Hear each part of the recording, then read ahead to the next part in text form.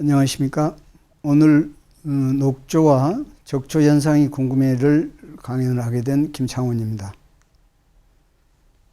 최근 전 세계적으로 실질적으로 각종 재앙과 환경재해에 준하는 여러 가지 사고들이 지속적으로 발생을 하고 있습니다. 지금 주제로 하고 있는 녹조와 적조 현상도 환경재해 일종이라고 판단을 하고, 실제로 주위에서 대규모로 발생하여서 피해를 주고 있는 이러한 것들 때문에 여러분들이 많은 궁금증을 가지고 있습니다. 그래서 오늘은 이러한 녹조와 적조 현상에 대해서 배경이 되는 적조 생물들의 다양성, 그리고 적조 발생의 원인과 그리고 확산, 그리고 그 피해와 방지에 대한 내용에 대해서 말씀드리고, 마지막으로 그에 대한 대책에 대해서 설명을 드릴까 합니다. 원론적으로 조류가 지금 다양한 적조 현상, 말하자면은 대량으로 증식하는 이런 현상들이 담수 또는 바다에서 일어나고 있습니다. 우선 여기에 대해서 녹조와 적조의 비교, 그리고 다양한 조류의 그 중에서 특히 유해조류, 적조를 일으키는 생물들의 범주를 같이 설명하도록 하겠습니다. 우선 왼쪽에 사진에서도 볼 수 있는 것과 마찬가지로 확실하게 녹색을 띠고 있는 녹조 현상이라고 불리는 이런 색깔을 띠고 있는 것과, 그 다음에 아래쪽에 있는 붉은색을 띠고 있는 해수에서 주로 발생하고 있는 이러한 적조 현상을 우리가 일반적으로 표현을 하고 있습니다.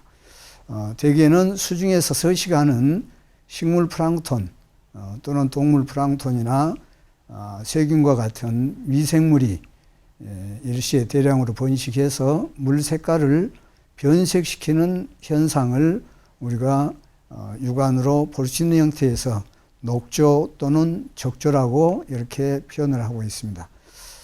그러나 실질적으로 이런 지금 육안적인 가시적인 색깔로 나타나는 것을 보면은 오른쪽 그림에서도 보는 바와 같이 주황색이라든지 분홍색, 남색, 젓갈색, 은색, 다양한 이런 색상을 나타내기 때문에 우리가 이걸 그대로 녹조 또는 적조라는 일반적인 표현으로 표기하는 데는 문제가 있다라고 해서 거의 한 20년 전에 유네스코의 유해조류 지구 생태화학 연구를 하는 프로그램에서 이 부분에 대해서 다시 재정의를 하였습니다. 거기에는 실제 영어적인 표현으로서는 harmful algal bloom, HAB라고 합니다만은 우리말로 유해조류 대발생, 이렇게 표현하는 게 맞다라고 새삼스럽게 이제 정의를 했습니다만은 이 내용에는 실제로 담수와 해수에서 미세조류의 대량 발생으로 어류가 폐사하거나 또는 수산물의 독소 오염, 그리고 생태계의 변화를 가져와서 심지어는 인간에게까지 해를 입히는 이러한 포괄적인 현상의 개념을 우리가 유해조류 대발생이라는 개념으로 정리를 하였습니다. 결국 이런 과정에서는 피해 양상에 따라서 적조를 형성하는 그런 타입이나 독소를 생산하는 이런 타입으로 구분을 하고 있습니다만은 아무튼 이런 유해조류가 대량으로 발생하는 이런 과정에 대한 부분은 나름대로 다양한 생물들이 그 배경이 되어 있습니다.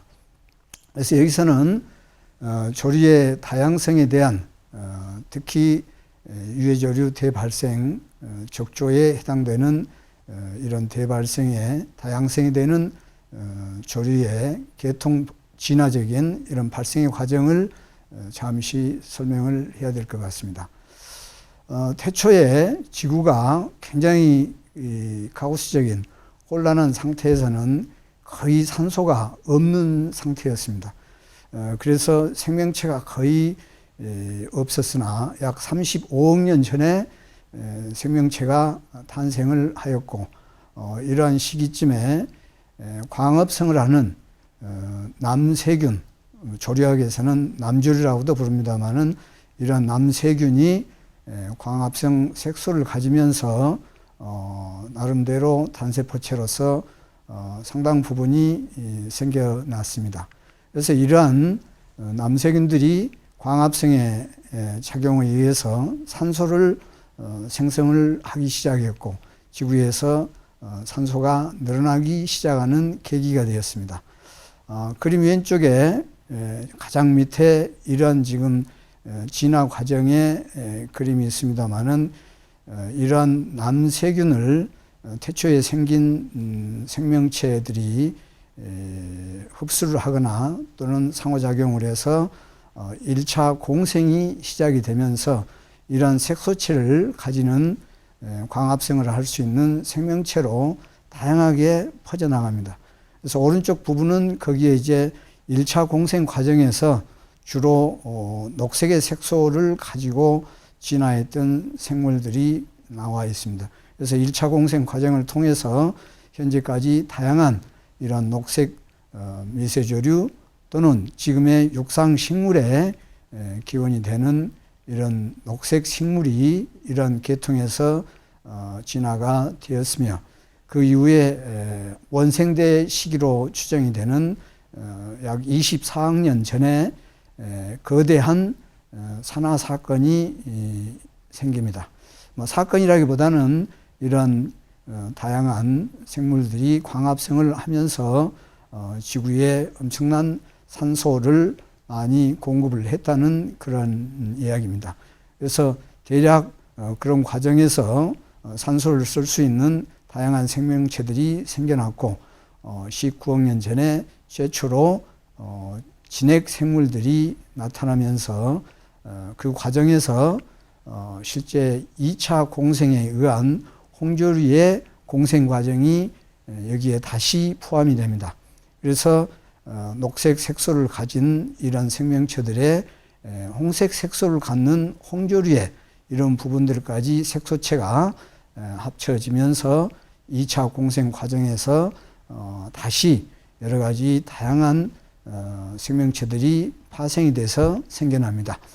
이 과정에 수중에서는 거의 미세 조류들이 실질적으로 지배적인 입장으로 파생을 하게 되었으며, 그 이후에 실질적인 다양한 대형 생물들이 바다에서 출현하는 그런 계기도 되겠습니다. 그래서 이렇게 1, 2차 공생 과정에 의해서 다양한 미세조류 또는 이제 대형 조류도 물론 포함이 됩니다. 이런 조류들이 생김으로 인해서 실질적인 지구 생태계에서, 특히 이제 바다에서 우리 생명체들이 진화해 왔습니다만은 대형 생물들이 출현을 하고 4억 년 전쯤에 그야말로 무척추 동물 그리고 잎을 가진 엽상 식물들이 나타나기 시작하면서 그 이후에 지속적으로 포유동물들이라든지 계속된 진화가 진행이 되었습니다. 이러한 다양한 조류들 중에서 현실적으로 지금 논하고 있는 녹조나 우리 적조에 해당되는 이러한 조류들이 실질적으로 특별한 이런 그 종류들이 우점을 하는 이런 양상을 띠고 있습니다. 실질적으로 조류들은 대개 이제 형태적인 특성 또는 생태적인 특성, 영양 요구의 특성에 따라서 우리가 지금 구분을 할 수 있습니다만은, 우선 형태적으로 보더라도 미세한 미세조류, 그 다음에 굉장히 큰 대형조류, 이런 형태들이 있을 수 있으며, 그 다음에 단세포 또는 군체 또는 사상체, 다세포, 엽상체를 갖는 이런 형태적인 다양한 형태들이 조류에 있습니다. 생태적으로는 운동성을 갖거나 또는 운동성을 자체적으로 전혀 가지지 않는 이런 형태가 있고, 부유성이나 저서성, 기생성, 공생성, 착생성 등의 이런 성격들이 있습니다. 중요한 것은 영양요구의 특성입니다. 기본적으로 이러한 조류들 또는 식물 계통은 광합성의 정도의 차이에 의해서 보통 전적으로 광합성에 의존하는 독립영양, 광합성에 관계없는 종성영양, 그리고 이들을 동시에 하는 혼합영양, 그리고 섭식영양, 기생성 등 이러한 형태의 영양요구의 특성들을 가지고 있습니다만은 지금 적조를 형성하거나 이런 조류들의 기본적인 유해 조류들의 범주는 실질적으로 여기에서 지금 밑줄을 그은 이런 정도의 다양한 범위에서 나타나고 있습니다. 지금 보여드린 사진에서도 알 수 있습니다만은 대략 해양 미세 조류들은 약 5천 정도의 굉장히 많은 종이 있는데 적조를 형성하는 종이 대략 한 300종이 되고 그 중에는 전혀 해를 주지 않고 오히려 기초 생산자로서 유용한 유용종이 있고 그 다음에 적조를 형성하면서 다른 생물들의 폐사를 일으키거나 산소 결핍에 의해서 해작용을 주는 유해종으로 나눌 수가 있습니다. 실질적으로 독소 생산종은 적조를 거의 일으키지 않는 대량의 부름을 형성하지 않는 이런 종들도 우리가 유해종에 포함을 시켜서 독소 생산종으로 우리가 넣고 있습니다만은 생각보다 많은 100종 이상들이 이런 독소를 생산하는 걸로 알려져 있습니다.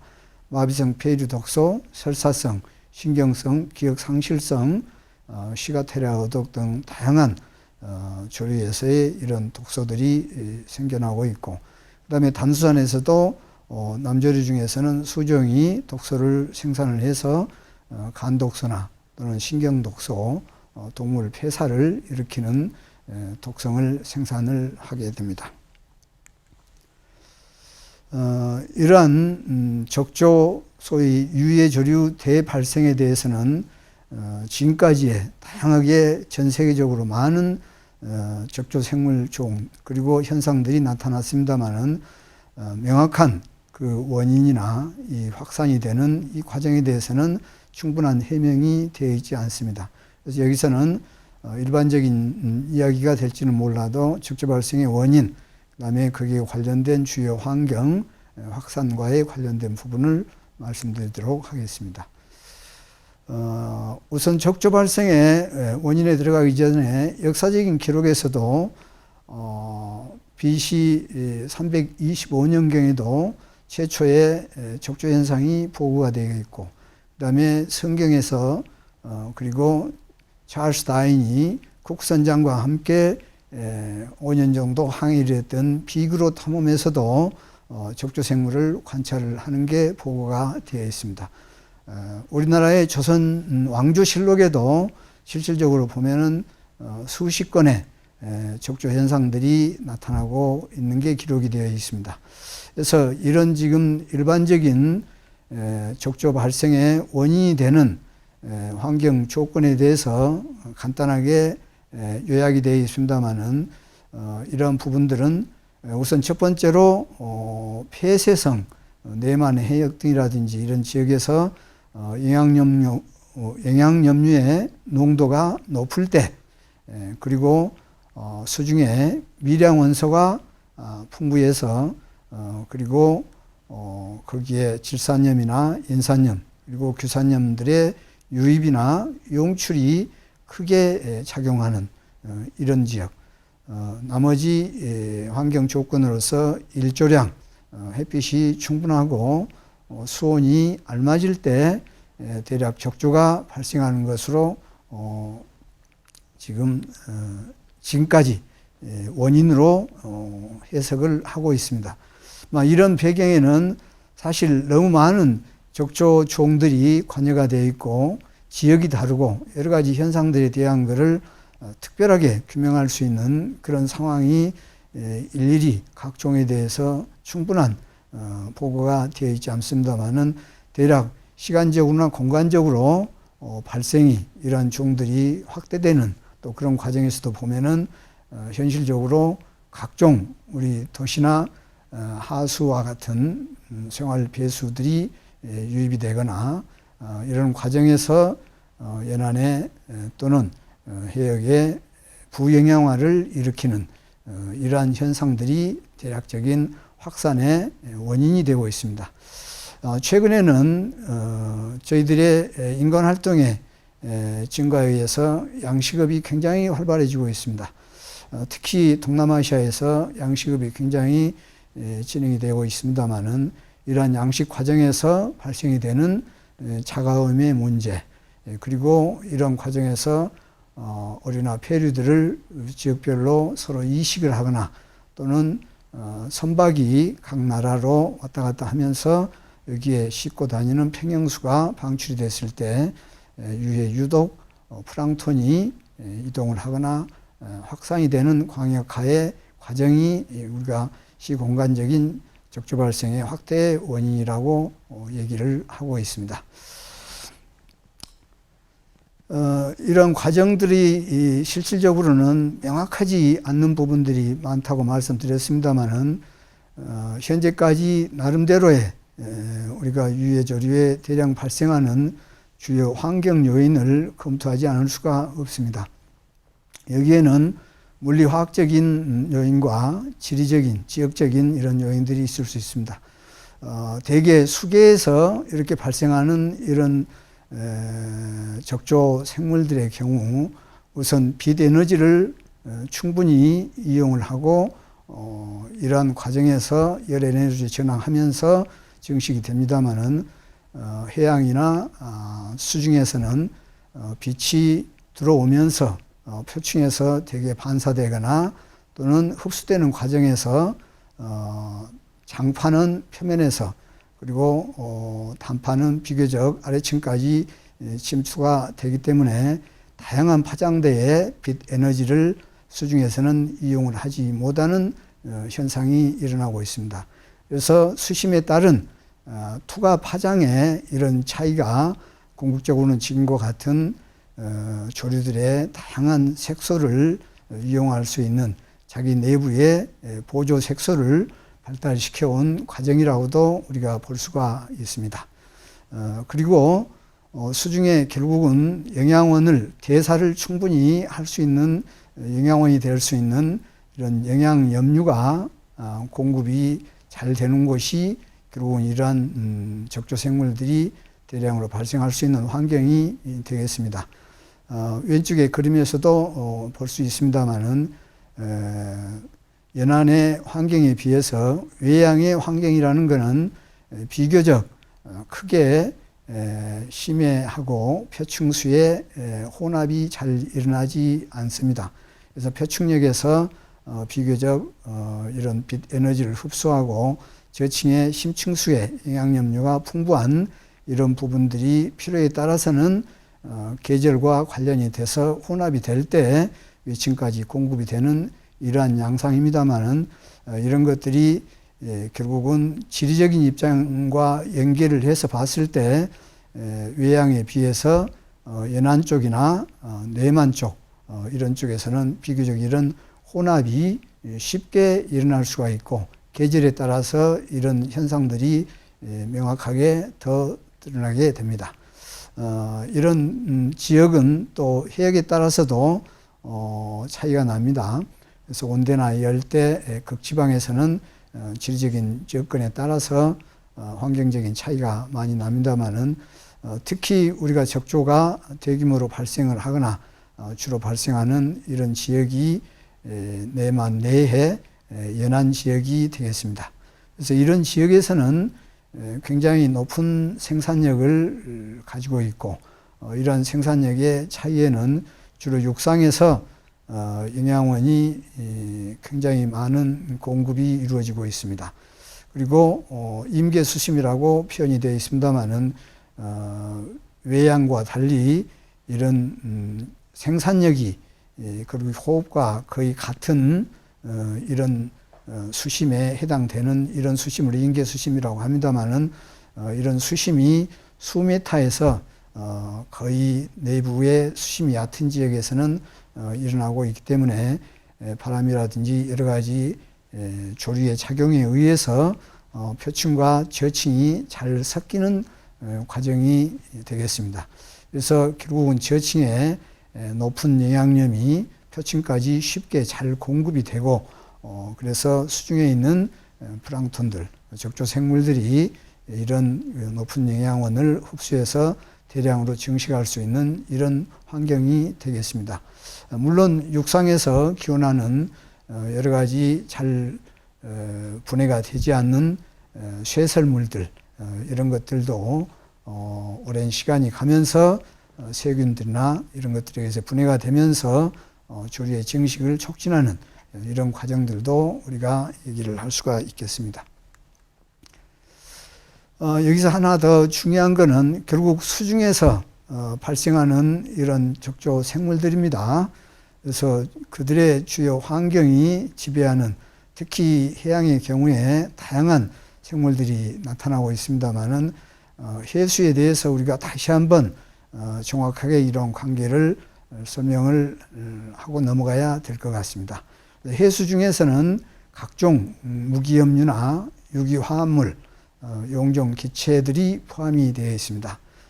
담수와 기수와는 염분 이런 농도의 조성에 따라서 구분이 되고 있고 해양에서 주로 성분과 미량 성분이 해수에서는 거의 주요 성분의 지금 왼쪽에 지금 표에 있습니다만은 6종류의 주요 성분들로 거의 99.28%를 차지하고 있고 나머지 미량의 4개 정도의 성분이 0.71%를 차지함으로써 여기에 기본적으로 이러한 성분들이 주요 성분, 미량 성분이 99.99%를 차지하고 있습니다. 이러한 해수는 실질적으로 전 세계 해양에서 거의 일정한 비율로 존재를 한다는 염분 농도 일정 비율의 원리가 강조되고 있습니다.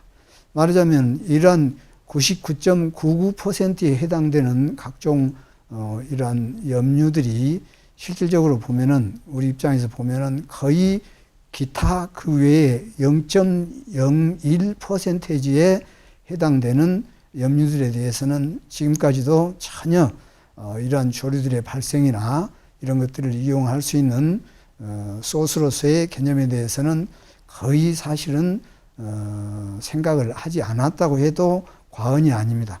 그래서 여기서는 굉장히 중요한 이런 부분들이 실제 굉장히 적거나 아주 극미량인 이러한 염류들입니다. 트레이스 메탈, 미량 금속이라고도 얘기를 합니다만 이런 것들이 거의 최근까지도 10개 내지 15개 종류가 이런 적조 생물들의 발생에 또는 증식에 작용을 한다라고 했습니다만은 최근에 약 50여 종의 미량 원소들이 해수 중에서 포함이 되고 있는 그 함량이 나름대로 밝혀진 게 2015년입니다. 불과 5년 전에 이런 함량들이 분석이 될 정도로 실질적으로 이런 극미량이거나 아주 소량의 이런 염류들은 해수 중에서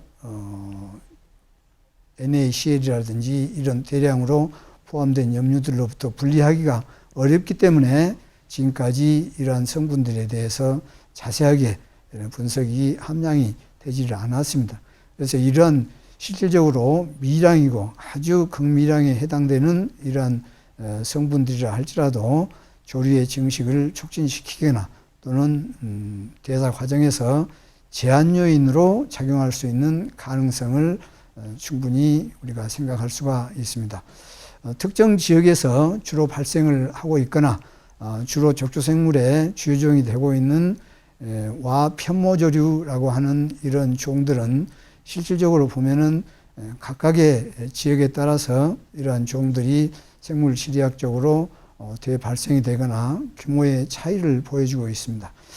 이러한 와 편모조들은 특히 이러한 영양염을 이용하는 성격에 있어서 오히려 광합성에 의한 독립영양보다는 혼합영양 또는 심지어는 유기물을 바로 흡수할 수 있는 이런 성격이 최근에 주로 이러한 주요 증식 과정의 원인이라고 하는 것들이 차츰차츰 밝혀지고 있습니다.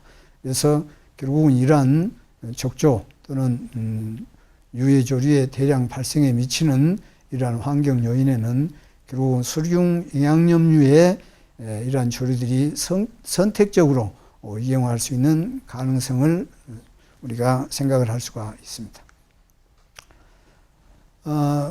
적조의 유해 적조의 확산은 우리나라 연안으로 봤을 때 주로 진해만 그리고 통영 인근해에서 1980년대 이후에 주로 발생을 했습니다.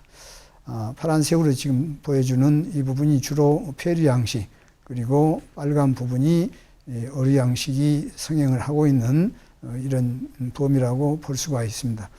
1970년대부터 주로 봄철에 폐류가 독화하는 이런 현상들이 일어나고 있고, 1980년대 이후에 여름철에 유해 적조가 발생하는 이런 과정들이 이 지역에서 매년 반복이 되고 있습니다.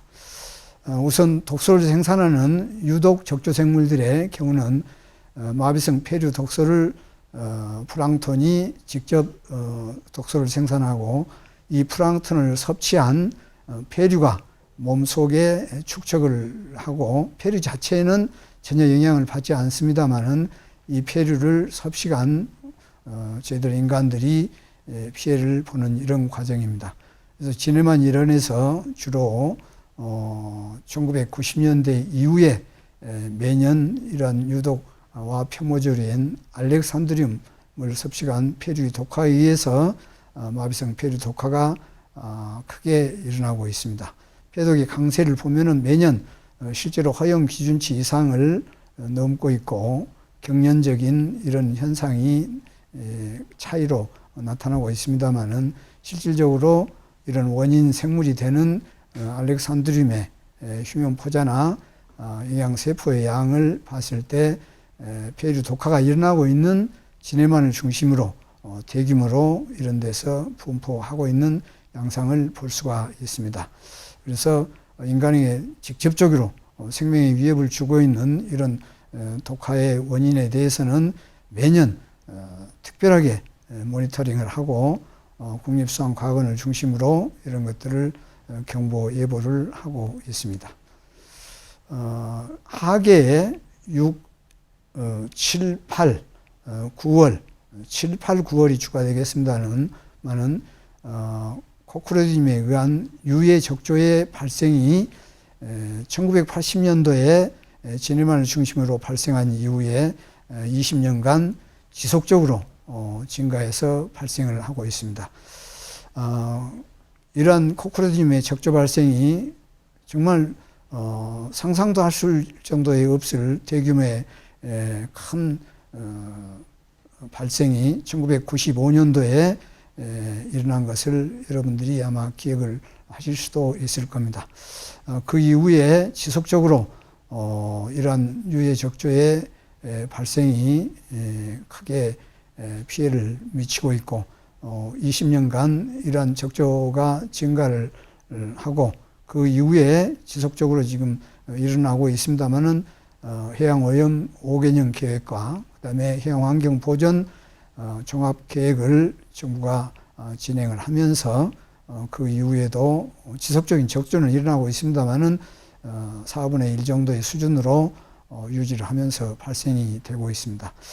이렇게 한번 대규모로 발생한 적조는 정착을 해서 생물학적인 이런 포자 개체군들이 바닥에 이렇게 잠재를 하고 있거나, 또는 발생을 했을 때 화학적으로 영양염류나 미네랄들, 이런 증식 촉진이 되는 물질들에 의해서 대량으로 또는 지속적으로 발생이 되고 있습니다. 특히 이러한 코크로디즘 적조는 동남아시아권에도 대량 발생과 확산이 이루어지고 있습니다. 1975년대에 일본에서 야스시로해라고 하는 남부 지방에서 대규모 코크로디움 적조가 일어난 이후에 한국 연안에서도 82년에 첫 발생을 하고 95년도에 대규모 적조 발생이 이루어졌습니다. 1990년 중국 후지양 지방에서 약 50km에 달하는 대규모 코크로디움 적조가 발생을 했고 2005년에는 필리핀 파라완 연안에서 약 90km의 대규모 코크로디움 적조가 발생을 해서 이런 발생 양상들이 위쪽에 고위도 쪽에서 저위도 순으로 대규모로 확산을 하는 것처럼 이렇게 보이고 있기 때문에 주위에서는 인적인 선박 평형수라든지 생물 이식 등의 과정에 의해서 이러한 영향이 일본이나 한국에서 동남아시아 지역에도 파급을 시켰다라고 주장을 하고 있습니다만은 실제 이런 과정들은 거의 근거가 충분하지를 않습니다.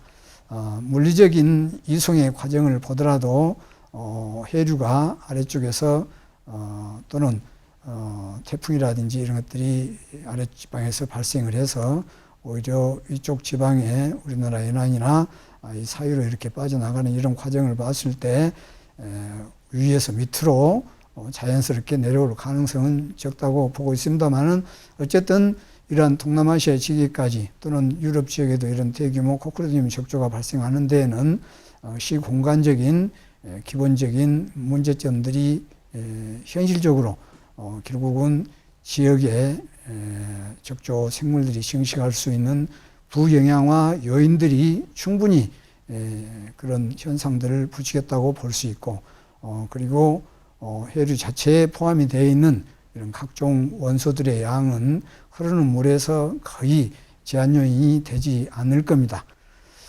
적조 피해와 방제에 대해서는 일상적으로 우리가 적조 피해가 일어나고 있는 양상들은 매년 매스컴을 통해서도 보여주고 있습니다. 그래서 이런 부분에 대해서는 간략하게 그림을 보고 설명을 하겠습니다만은 적조 발생 예측이나 방제에 대해서 같이 설명을 하겠습니다.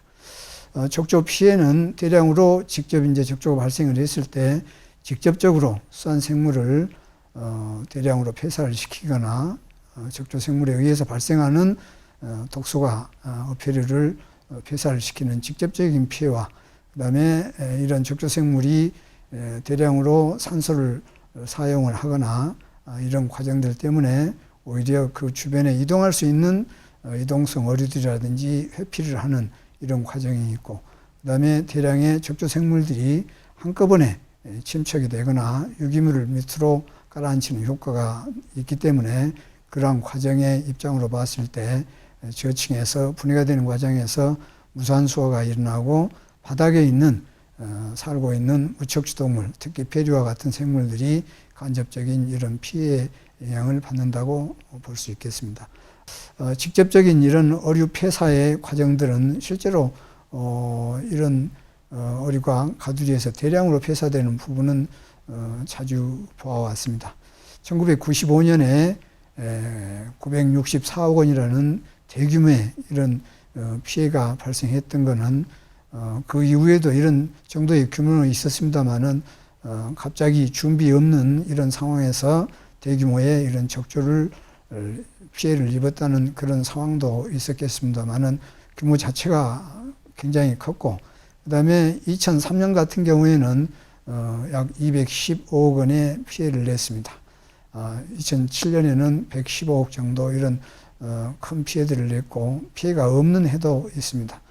2003년의 경우에 실제로 태풍 매미가 와서 적조가 발생하는 현장을 덮치고 가두리가 파손돼서 어류가 전부 방류되어 버리고 그런 과정에서 저층이나 이런 연안이 태풍에 의해서 뒤집어지면서 역으로 영양염류가 공급이 되면서 적조가 더 커지는 이런 상황들도 우리가 기억을 할 수가 있습니다.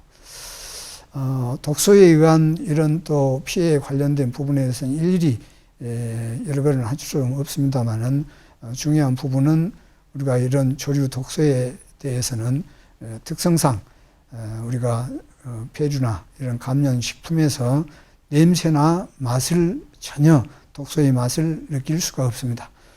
그리고 업이나 소비자가 직접적으로 이런 독소가 있다 없다 검출하거나 감지를 할 수가 없습니다.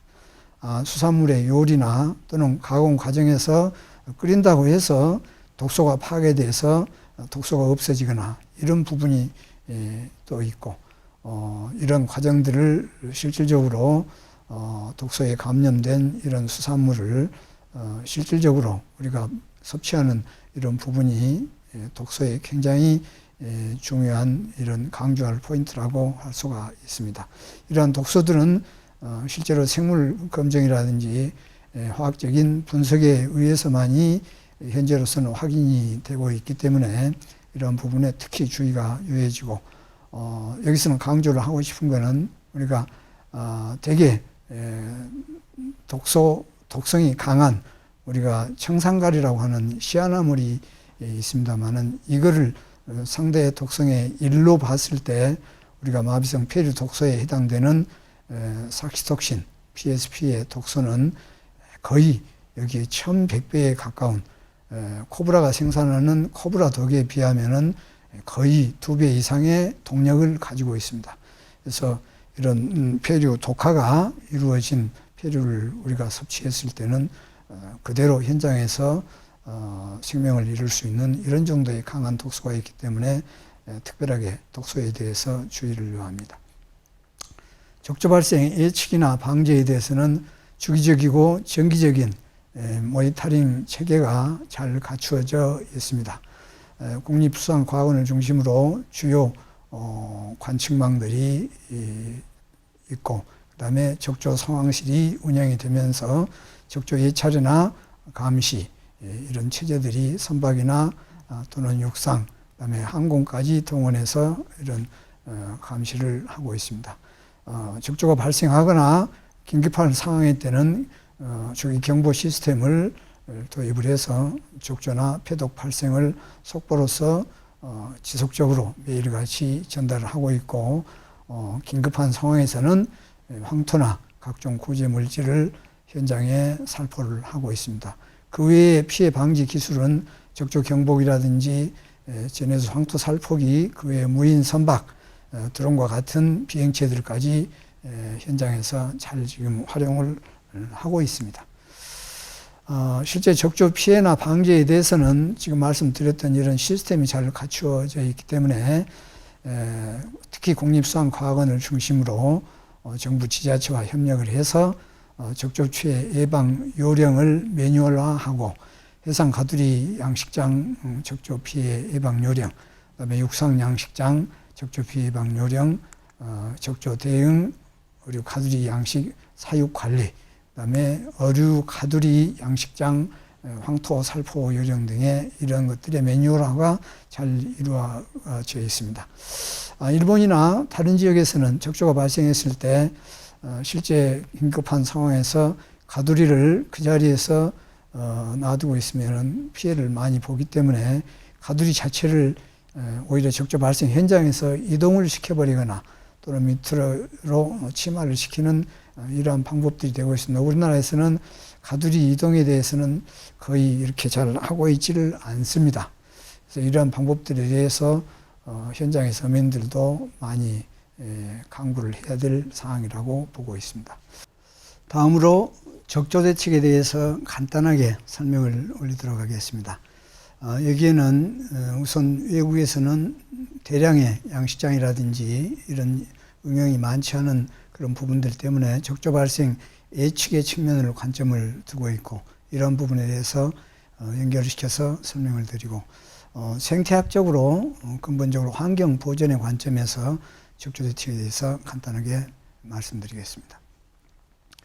우선 적조 발생 예측의 관점에서 보면은 생물화학적으로 적조 생물들의 대량으로 증식하는 이런 생물종의 생활사라든지 영양을 획득하고 이용하는 이런 부분들이 중요하다고 할 수가 있습니다. 그래서 적조 발생 해역의 영양염료 유입 이런 것들을 우리가 쉽게 예측을 할 수 있도록 각종 키트라든지 생물종을 쉽게 구분할 수 있는 이런 부분들이 예측의 기술로 많이 활용이 되고 있습니다만은 코크레드님의 경우에는 앞에서도 알렉산드름과 마찬가지로 연안이나 대규모로 발생하는 지역에 흉형 부자라든지 이런 분포 조사를 할 필요가 있고, 그리고 영양원을 섭취하는 이런 과정에와 표모줄의 특성을 이용한 독립 종속 섭식 영양의 이런 부분을 다시 한 번 더 충분히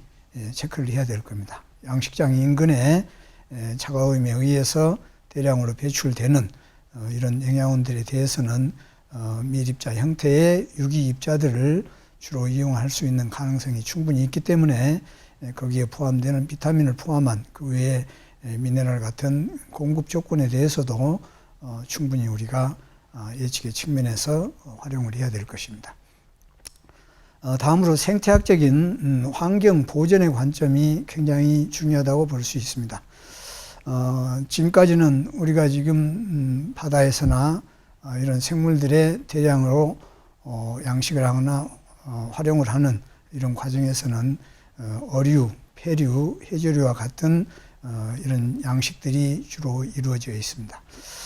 이런 개념을 우리가 통합적으로 영양원을 서로 상보적으로 배출하는 쪽에서 또는 흡수해주는 이런 쪽을 동시에 같은 유사한 지역에서 시행을 함으로써 이런 생태 융합 양식이라는 개념이 도입이 되었습니다. 이런 생태학적인 관점에서 이런 다경양 생태 융합 양식이 강조가 되고 있습니다만은 현지에서 가장 부족한 부분은 어류나 폐류나 해조류 양식은 자체적으로 잘 하고 있습니다. 그러나 저서에 특히 무척추 동물들은 아직까지 양식이 거의 정상 수준에 도달하고 있지 못하기 때문에 이러한 저서 무척추 동물들을 이용해서 저서로 떨어지는 이러한 유기오염원들을 대량으로 흡수해주는 과정이 굉장히 부족합니다. 그래서 저서 대형, 특히 바이털 개찌렁이와 같은 또는 해삼이나 이런 종류들 저서 대형 무척추 동물들을 활용을 해서 이러한 오염원을 제거해주는 효율성을 높이는 이런 과정이 향후에 우리의 중요한 우리 연안 환경을 보존해주고 지어주는 과정이라고 할 수 있습니다. 그래서 이거는 제가 나름대로 그림을 그려서 강조를 하고 있습니다만은 생태 융합 양식의 개념을 도입을 해서 유기오염원을 결국은 궁극적으로 차츰차츰 제어를 해주고 저서 생태 환경을 개선해주는 이런 과정이 될 수 있을 걸로 보고 있습니다. 그런 과정에서 시간이 경과하면서 대규모의 유해 적조 발생의 원인을 제거해주는 그런 가장 좋은 대책으로 진행이 될 것입니다. 그래서 아래와 같이 육상에서 배출되는 영양원들, 특히 육상 어류 양식장이라든지 이런 데서도 바로 배출하는 것보다 개찌렁이 양식장 같은 데를 통과해서 이런 유기물들을 제거해서 내보내주는 과정, 어류 양식장 인근 또는 밑에 이런 지렁이나 각종 무척추 동물들을 대량으로 살포하거나 양식을 해서 오염원을 제거를 해주는 이러한 방법이 결국은 향후 우리가 생태계를 지속 가능하게 이용을 할 수 있는, 특히 양식 생산을 대량으로 지속을 할 수 있는 가장 최선의 대책이 될 수 있을 것으로 생각을 합니다.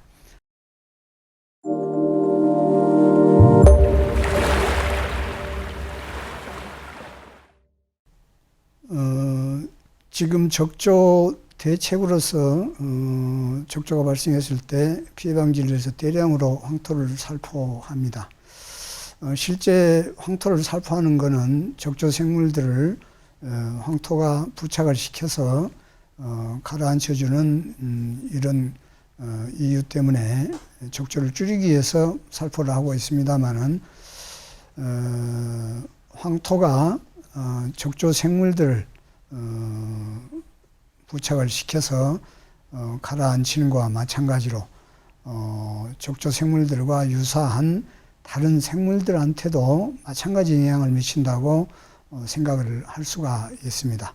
그래서 첫 번째로는 우선 이러한 다양한 해수 중에 또는 담수의 플랑톤성의 생물들이 존재를 하기 때문에 생태계 기초 생산자가 되고 있고, 또는 추후에 이런 플랑톤성을 지나가지고 다양한 생태계 주역이 되는 생물들까지도 황토가 한꺼번에 가라앉혀버리는 이런 영향을 줄 수가 있습니다.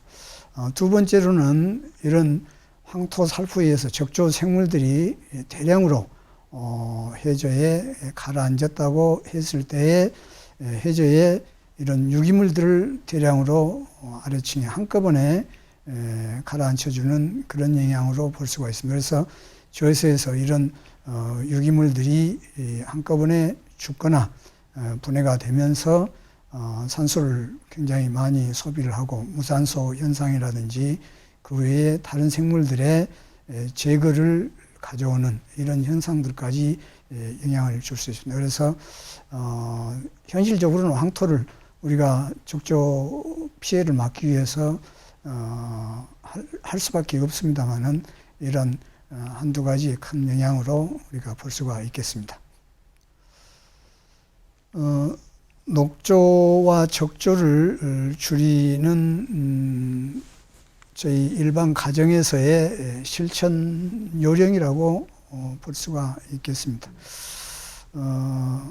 지금까지 설명한 적조 발생의 중요한 원인들 또는 해양학적인 또는 환경과 연관성을 봤을 때 상당 부분이 해수나 또는 담수를 부영양화시키는 이러한 게 주 원인이 되고 있습니다. 물론 말할 것 없이 각종의 미량의 이런 성분들이 중요한 적조를 일으키는 원인이 되고 있습니다만은 말할 것도 없이 가정에서 도시 하수 폐수의 이런 과정을 거쳐서 실질적으로 하수 종말 처리장이라든지 이런 데서 모두가 정확하게 거치는 과정에서 제거를 해주면 좋겠습니다만은 이런 과정을 거치지 않고 가정에서 우리가 음식물 쓰레기라든지 이런 것들을 배출하는 과정도 굉장히 중요한 이런 적조 발생의 원인이 되는 영양원을 배출하는 과정이라고 볼 수가 있습니다. 그래서 가정에서는 특별하게 현실적으로 우리가 수도나 이런 데를 통해서 내보내는 이런 것들도 가능하면은 물과 섞어서 영양원에 해당되는 이런 것들은 정확하게 고체 형태로 된 이런 부분들은 모아서 물기를 빼고 음식물 쓰레기 이런 형태로 배출을 해서 분리수거에 응해 주시는 게 가장 큰 도움이 될 수 있습니다. 아파트라든지 주위에 대규모 인구가 밀집되어 있는 이런 지역에 실제로 보면은 아직까지는 보면은 거의 누런 이런 영양원 덩어리들이 강으로 또는 연결된 하천으로 직접 배출되는 과정을 직접적으로 많이 지금도 보고 있습니다.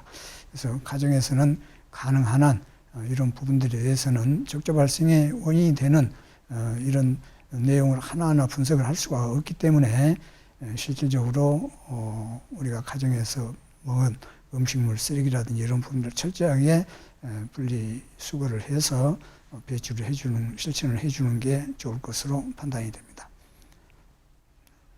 지금까지 경청해 주셔서 감사합니다.